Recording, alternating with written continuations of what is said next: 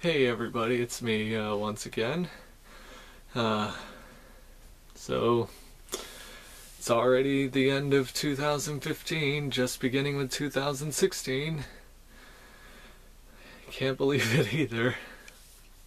I'm pretty sure everybody else has had a fast year and a very mixed year. I know I have, but I won't go into details. I'll only go into details about the experiences I had watching these movies here. And this was not easy to rank. I saw a lot of, in my opinion, fairly good movies. A couple on here you may not disagree with, but all I have to ask is if you respect my opinion, I will respect yours. And also, just to let you know, please do not complain about the length of this video, because as everybody should know, you know what you're getting into when you're clicking on a video that's a certain amount of minutes long. If it's too long, don't watch it. Okay, but without further ado, let's get started. I'm just going to talk about quickly mention the couple movies this year that I didn't hate, but I thought were just okay. For me, I only can hate or dislike a movie if it bored me. In this case, they were kind of in the middle for me, these two. I will talk about the one that I didn't have too many problems with first. Minions. Yes, I know it's a family film, but there are a lot of family and kids stuff I like. Like, I'll admit, I like Alvin the Chipmunks. I liked the recent Smurfs movies with Neil Patrick Harris. And I still watch on YouTube some of the old school Sesame Street skits. Make fun of me all you want. I heard them all, and I was bullied mercilessly in middle school for still watching it. But like I said, it's the old school stuff. It's not like I'm watching the newer stuff. I'm watching the stuff that, like, the ones that I grew up with, or the ones that were before me, back before the show became crap. But I'll go into a bit more details on that later, since one of the movies I'm going to be talking about here is relating to that, because of Jim Henson and the Muppet stuff. But yeah, the Minion movie I thought was okay at best, especially for a family movie. And I think they're kind of cute. They're not the greatest thing in the world, obviously. And they are lightly annoying. But I will say this: I can tolerate them much more than I can tolerate Frozen. Jeepers, Mary and Joseph. Frozen. But now on to the next movie that I definitely have some problems with. Jurassic World. That's a movie that I feel was way too overrated. I think in a way it's more overrated than the new Star Wars is, which I haven't seen, so you won't see it on this list.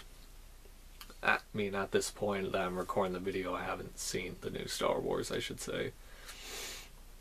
But yeah, Jurassic World was very overrated. There's some characters that I absolutely despised. I pretty much despised everybody except for Chris Pratt, even though he didn't get to do a lot. He was like Thomas Jane in Deep Blue Sea, but not enough to do. And I'll agree with Rambo for Life, though, in saying that Jurassic World really felt like a rip-off of such things as Deep Blue Sea and Stephen Sommers' underrated 1997-98 movie Deep Rising. If you haven't seen that one, I definitely recommend it. But yeah, though, I definitely saw what he was talking about in terms of, like, kind of ripping off those two, especially Deep Blue Sea. But yeah, though, the older brother, such a douchebag. Couldn't stand him. He was definitely one of the characters that I really wanted to see go, but the director and the writers, they wouldn't give us that, which definitely disappointed me. Rachel Weisz, I have to admit, I kind of felt bad for her when she got killed, but other than that, of course, she was a nothing character like most of these other characters in the movie. But I will say I personally liked Jimmy Fallon's cameo. Is this stuff toxic? No, seriously, is it toxic? I'm serious, okay? Is it toxic? Like, it isn't? Are you serious? It isn't? Alright.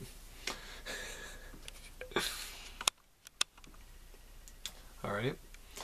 But, those two are now over with. Now I'm gonna go into what was originally going to be a 13, but I decided to just extend it because I liked pretty much all these movies. Okay, but without further ado, let's get started. The first one is a movie that I did see back when it premiered on a certain TV channel, and I wrote it down on this piece of paper. I don't own it right now. It was a Lifetime channel movie, the unauthorized Full House story. And you're talking to someone right here who will openly admit he is a Full House fan, and that person is me. Just to show you, I'll be right back. I should have gotten this before, but it is what it is.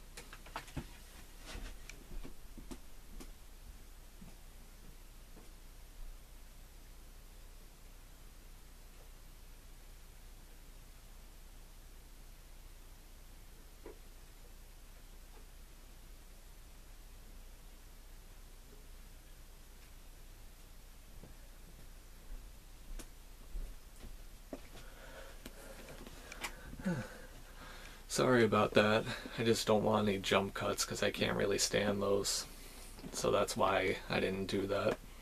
I got this sometime in the middle of this past year. It's the complete series.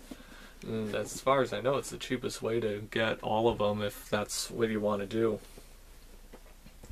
And they come in these nice little slim cases.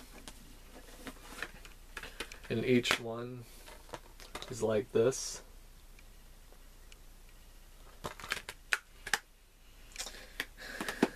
I wish all the studios would package their season box sets like that.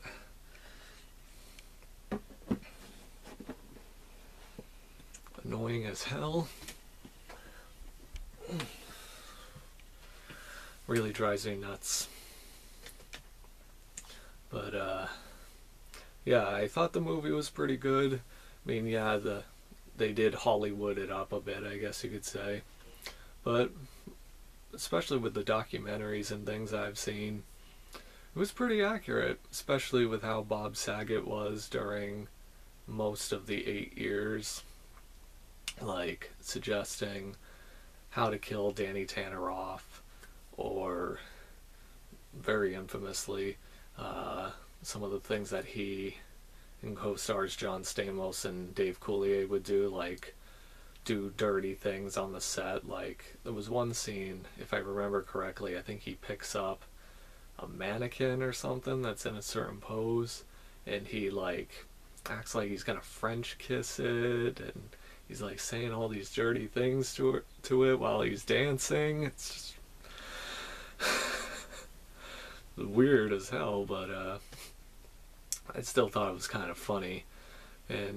But one of the things though that definitely did annoy me was the way they approached the Olsen twins, because they were not toddlers, they were babies when they started. Sorry, it's just I'm all about 100% accuracy most of the time. I can understand with some things why they couldn't, like the Man of a Thousand Faces movie from 1957 with James Cagney as Lon Chaney Sr., because we didn't have all that research on him, because film historian Michael F. Blake wasn't around yet. I mean, he probably was around, he was a little kid, but he didn't do the research, the 25-year research that he did. But that's a completely different topic for a completely different video. But I did enjoy the movie. I can say, though, that the actors were good sound-alikes, but not necessarily good look-alikes. Like, the guy that played Bob Saget, he did have kind of a shark fin kind of nose like Bob Saget does, and he does sound like him, but his facial structure was very off. I think out of all of them, the one that looked the closest to any of the real cast was the guy that played John Stamos, but still he had a different kind of facial structure. But as corny as the show really is, I still really do enjoy it.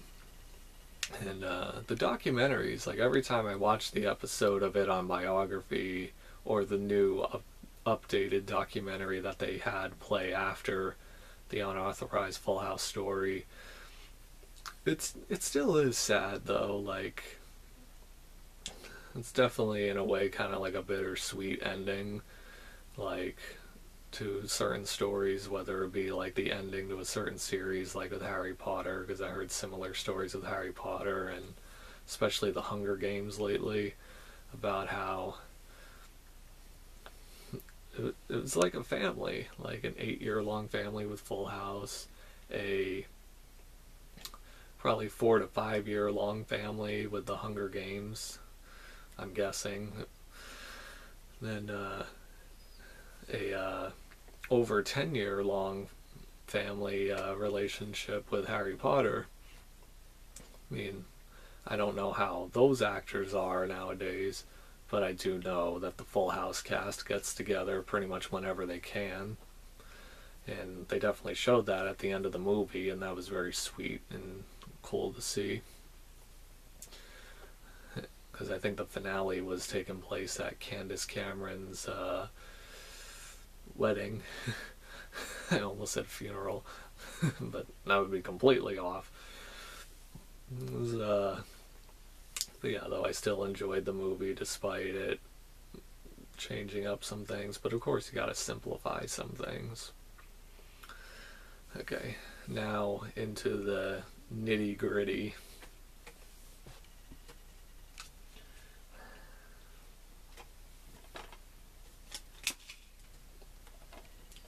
At number 20,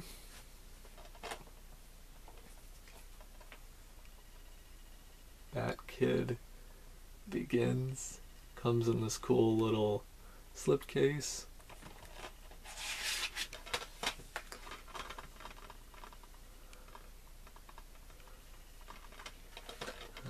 Very big fan of documentaries, especially feel-good documentaries.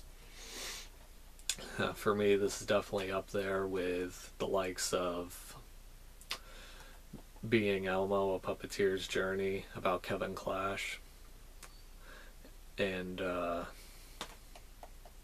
was the other one?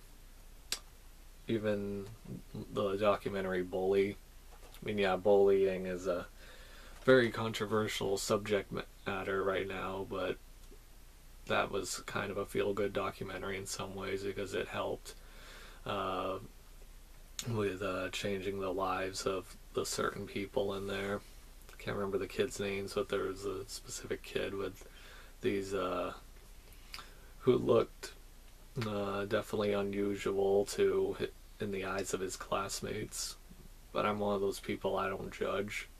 Like, even if he has the lips of like one of those fish flounder kind of things, I still wouldn't care, because it's just he's a human being as well.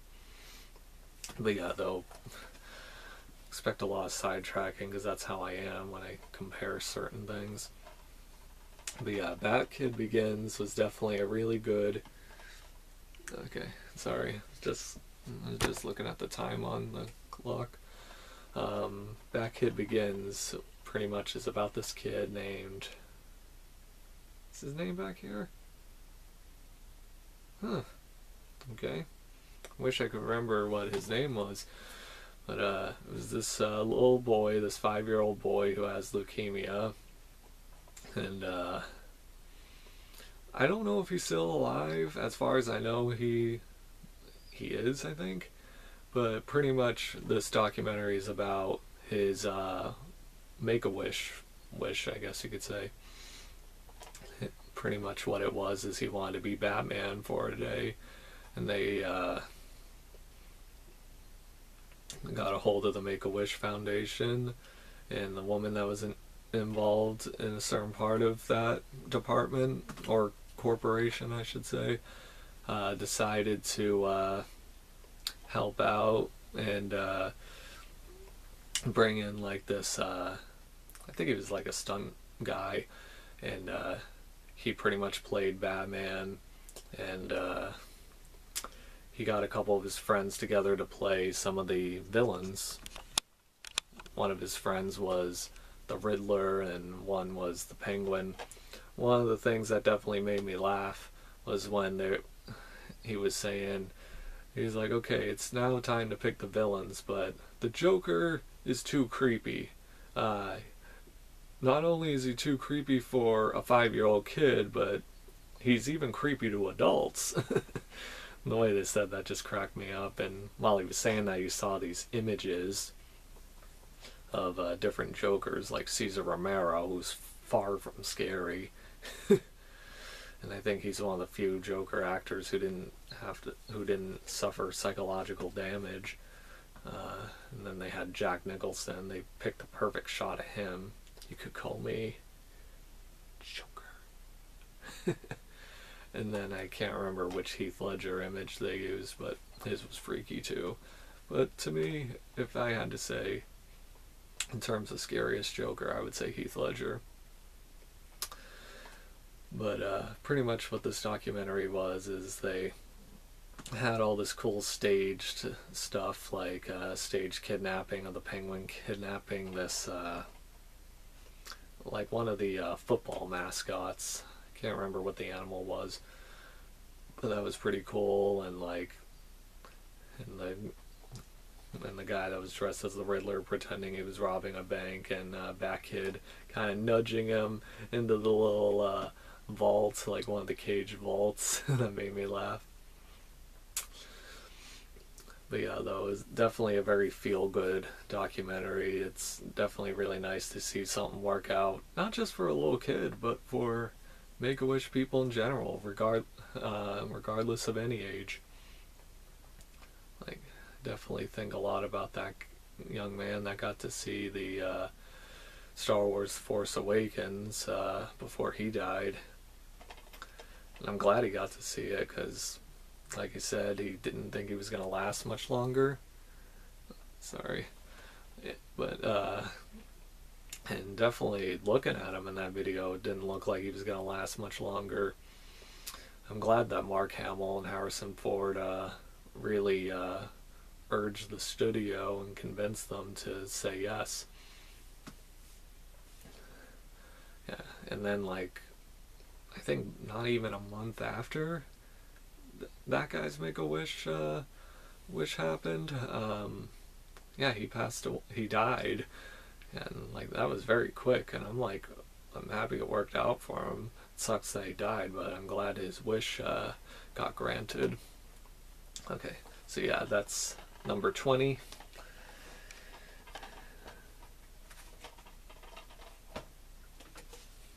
Now number 19 is going to be a little bit of a controversial one, but I'm ready for it. I didn't have much of a problem with it. I mean, yeah, his performance definitely did seem very wooden, and he did come off as a bit bored. Okay. And I definitely would have to say a couple of these actors I don't believe in these certain roles. Yeah, like but certain choices I think were pretty good in here. And these Blu-ray, in this Blu-ray, I'm pretty sure is gonna look absolutely amazing. And I haven't watched it yet. I watched it just in the theater, then happened to buy it that same night, because the theater I watched it at is one of the last theaters that plays like certain movies. It was a movie theater on one of the Air Force bases close to pretty much in my area. And I know I'm procrastinating, but okay. This is the Pixels. Sorry if there was a jump cut there. But yeah, my camera resets every 20 minutes. I hate it. But yeah, Pixels, I personally had no problems with it other than like what I said about with the kind of phoned in performance by Adam Sandler, but I can see why he played it that way. It's because this guy feels like he wasted his life on things. And so I can understand that much. And it's great eye candy. Like, it's very great eye candy. And but yeah, though, I definitely have to agree with Adam Sandler, though, at the end of the movie and saying, am I the only one that's creeped out by this? And I couldn't believe I said this out loud, or almost out loud in the theater. Nope, Adam, you're not the only one that's creeped out by it. I'm talking about when that thing turns into her. Yeah, that was, I thought, a little bit weird. It's just like, what the hell? But I hope you can accept that, my opinion on this. But it's still kind of low on the list. Because remember, this is just number 19.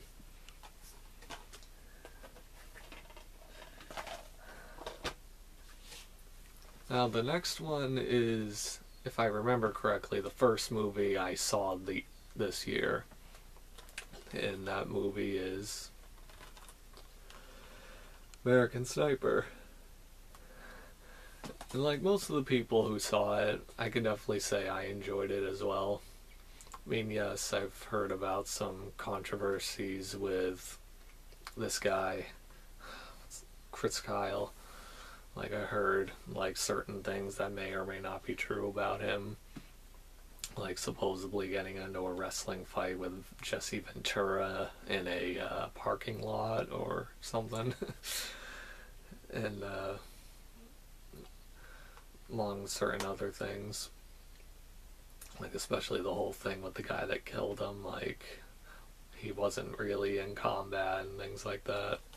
But I don't know any of those people, so I can't really say. Yeah, definitely one of the things though I can say though is I thought Clint Eastwood's direction was really good and Bradley Cooper's performance was great. And that $1 of my purchase was donated to the Wounded Warrior Project.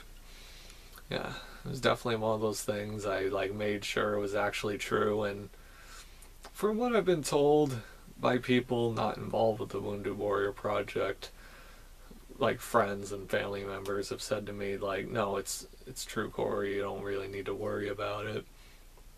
But all I can say is I really do hope it's true. If it isn't, I'm gonna be pretty disturbed.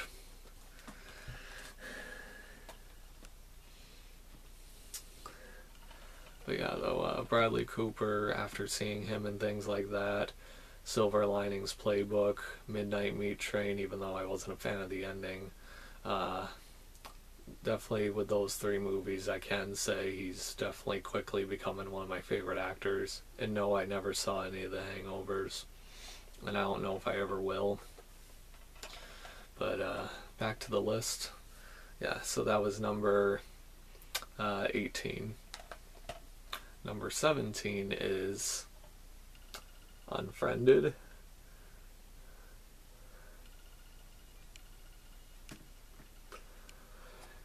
If some of you guys know me on Facebook, I did give like a little bit of a review on this, of my opinions on the movie, and for the most part, I definitely did enjoy it. I can say though, I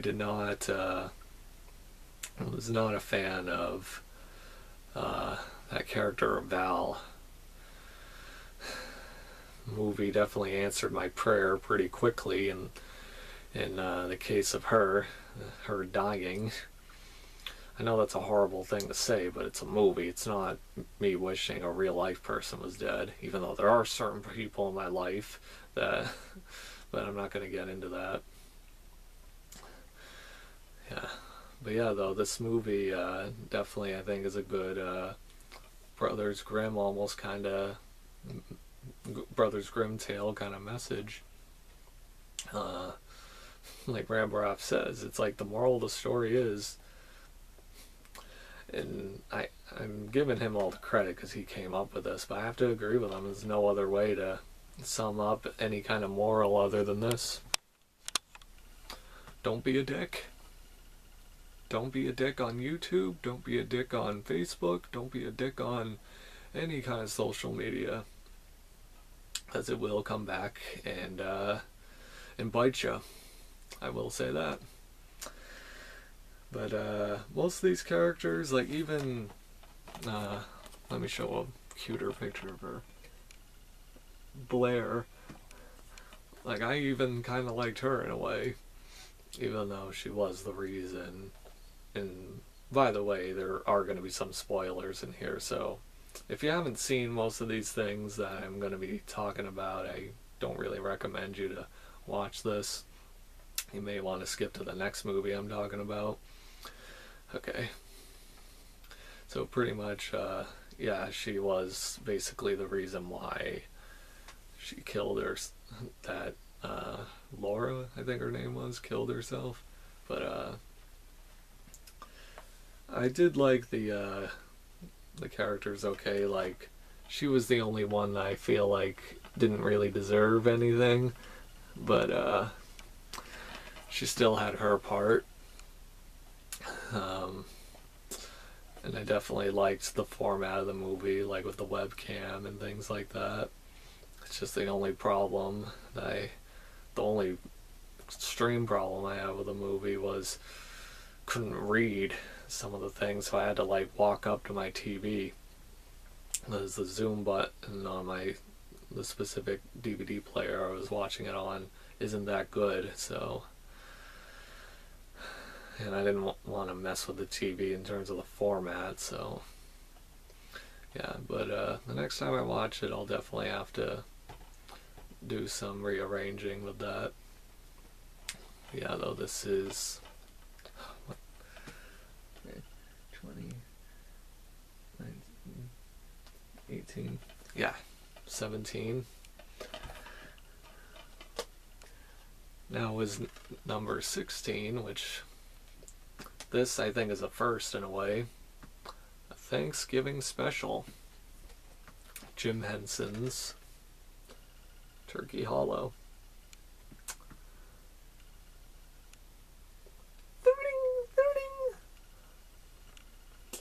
It's the only one I remember. Yeah. But yeah, though, I thought this was a pretty good little Thanksgiving special. It also kind of had a little bit of a environmental message in terms of like for farming and things like that, because one of the main characters actually does everything all organic, while the other guy, like the neighbor who's got a turkey farm, he's a little shady and you're not really sure what he does. And there was some good humor in it. It's cool though that Jerry Joel, I think his name was, yeah, he was highly involved with it and one of Jim Henson's friends. It's just weird though that it would take this long, 25 years after Jim Henson's death, for this to get made. And I heard rumors online, like from this girl who did a video on YouTube, a video review. I didn't watch it fully. Wait a minute, what am I talking about? I actually did. What I meant to say was I didn't actually fully look up more research on it, like to really see like any of the support for story, and saying that it was originally written as a musical and things like that, even though Lisa Henson, who I'm expecting is Jim Henson's widow or daughter. I don't know which. Feel free to write in the comments. She said, no, this is close to Jim's original vision, but according to this girl who did this review on YouTube, she said that she found the original like graphic novel, kind of like comic book or script form book, showing what it originally was, and she said it was definitely not like the movie. And she and a couple of people had problems with this guy, but I personally had no problem with him. But I think he's a good actor, especially for a rapper. Ludacris, if you could see him. I thought he was pretty funny, and for the most part, like he was like disguised in like that green grass or moss kind of stuff. He's like, don't let your eyes deceive you on this beautiful scenic forest, because it's like, it may look beautiful and picturesque, but it was in this very forest that Tim and Annie Emerson were tragically slayed. Wait a minute. He's like, does that say magically saved or tragically slaved? Or tragically slayed? I can barely read the cue cards in this costume. You can see the movie and see which one was the fact. But yeah, number 16.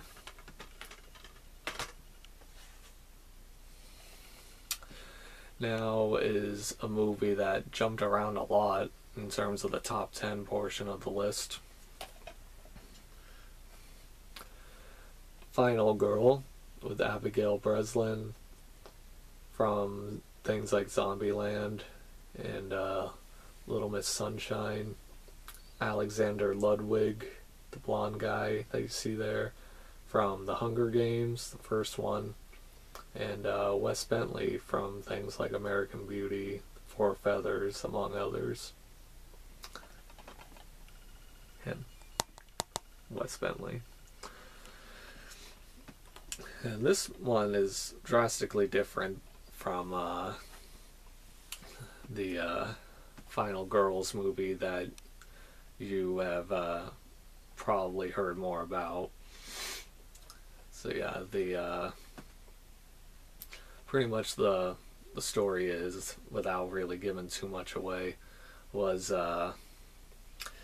Abigail Breslin plays this young lady named Veronica, who was taken in, pretty much adopted by Wes Bentley's character. He has pretty much through her childhood trained her on basically survival and killing.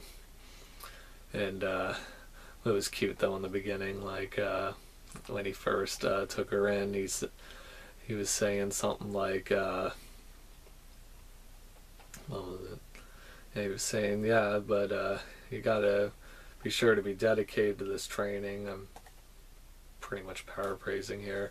And she said, but before we start, can we get some ice cream?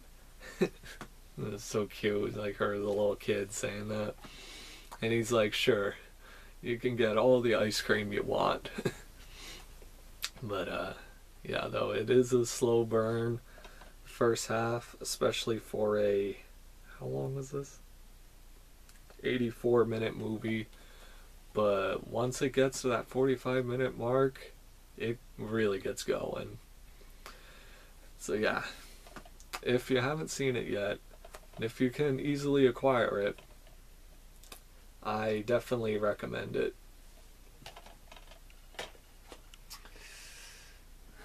So at number, sorry, I can't,